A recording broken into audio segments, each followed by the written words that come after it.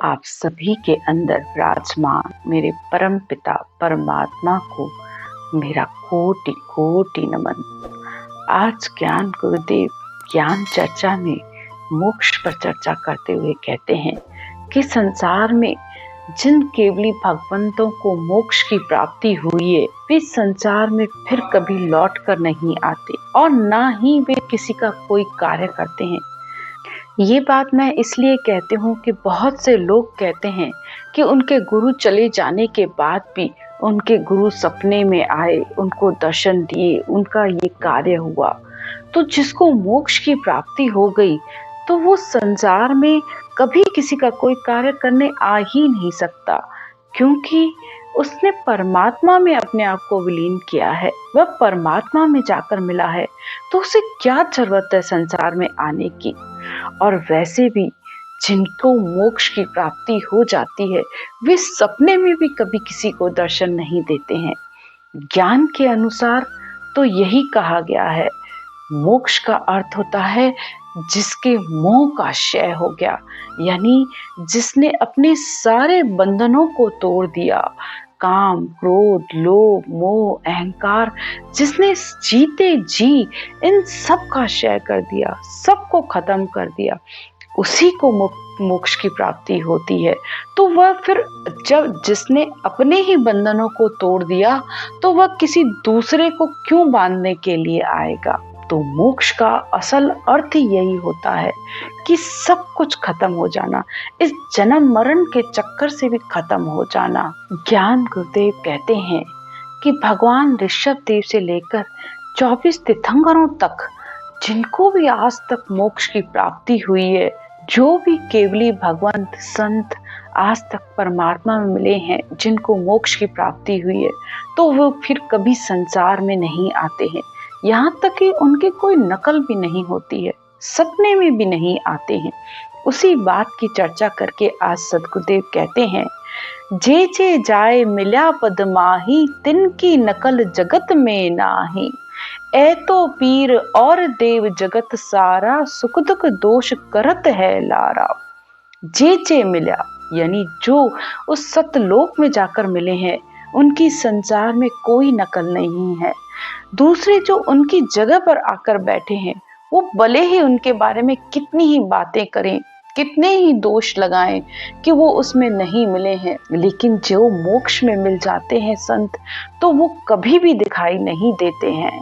आगे सद्गुरुदेव संसार का उदाहरण देकर कहते हैं, अन्न को पीस भूंज के बाया, तब को आश कहाँ रे भाया। जिस प्रकार किसी अन्न के बीज को भून लिया जाए और फिर वापस उसे उगाने के लिए डाला जाए, तो क्या वह भुना हुआ अन्न, वह बीज वापस उग सकता है? कभी भी नहीं उग सकता। तो इसी तरह जिनको मोक्ष की प्राप्ति हो गई तो वो फिर वापस संसार में कभी नहीं आते हैं। आगे सद्गुरुदेव उदाहरण देकर कहते हैं, घसघस द्रव मिल्या धर्माही, पाछे तोल मोल जुग नाही। जिस प्रकार द्रव्य यानी कोई धातु होती है, अगर वह घिस घिस कर मिट्टी में मिल जाए तो फिर उसका तोल मोल नहीं हो सकता।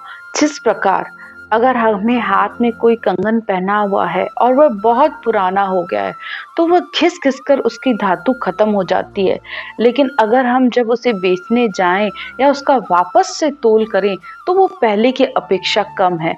और अगर हमें ये लगे कि हमें उतना ही वापस उसके बदले में धन मिल जाए, तो ऐसा नहीं हो सकता। तो इसी तरह संसार से मोक्ष प्राप्ति किए हुए संत कभी किसी को नहीं दिखते, ना ही संसार में आके कभी किसी के लिए कोई कार्य करते हैं। आगे सद्गुरुदेव उदाहरण देकर कहते हैं, तिल को पील तेल को बाले, तब को क्या पाछे क्या गुण पाले। सद्गुरुदेव कहते हैं, जिस तिलों में से तेल निकाल दिया और फिर उन तिलों को जला दिया गया, तो बताओ उसका क्या गुण रह गया, क्योंकि अब वह तिल किसी काम का नहीं है, उसका सारा सार निकल चुका है। इसी तरह वह संत जब संसार में थे तो उन्होंने इस शरीर के माध्यम से इस आत्मा को परमात्मा में मिलाने का कार्य कर लिया। अब वह आत्मा परमात्मा में मिल चुकी है, तो वह संसार में क्यों आएगी, क्यों इस जन्म मरण के चक्कर में आएगी। आगे सद्गुरुदेव और उदाहरण देकर कहते हैं, बांझ नार के पुत्र नाही, किसकी माता बजे जग माही। जिस स्त्री के कोई पुत्र या संतान नहीं है तो वह किसकी संसार में माता कहला सकती है। तो इसी तरह इस संसार से चले जाने के बाद वह संत कभी नहीं आते, न कभी किसी को दिखते हैं।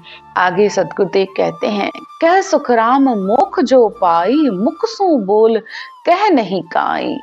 इस तरह सुखराम जी महाराज कहते हैं कि जिन्होंने मोक्ष की प्राप्ति की है तो वो संसार में आकर अपने मुंह से कभी कुछ नहीं कहते हैं, न किसी को अच्छा, न किसी को बुरा, न किसी की भला, और ना ही किसी के लिए आकर कोई कार्य करते हैं, क्योंकि वे परमात्मा में मिले हैं। उन्होंने परमात्मा में अपने आप को मिलाया है, तो वे कभी किसी के सपने में भी नहीं आते हैं। और अगर आते हैं तो इसका मतलब आप समझ जाइए कि अभी उन्हें मोक्ष की प्राप्ति नहीं हुई है। इसी तरह संसार में केवली भगवंत, सच्चे संत साधना कर कर परमात्मा में मिले हैं।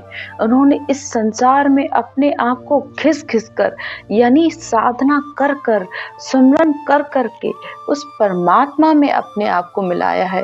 तो वे संसार के बंधन में क्यों आएंगे?